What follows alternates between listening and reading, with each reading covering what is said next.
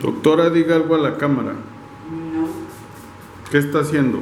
estoy calentando la resina para que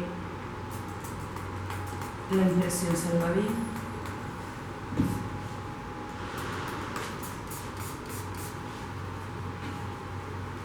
Todo lleva su proceso, ¿verdad, doctora? Todo lleva su proceso. Así es, licenciado. Todo requiere un proceso. ¿Tiempo aproximado de la impresión? 4 horas aprox. ¿Procedimiento que se va a realizar? Ahorita estamos calentando un poquito la resina para que no hayan burbujas. Luego se carga el archivo en la impresora, ya está cargado, ya lo aceptó.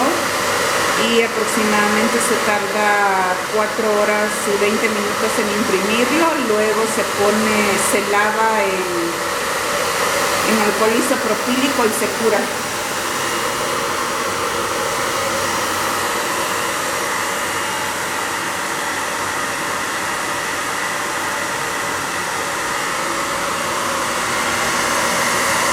¿Este viene el wash?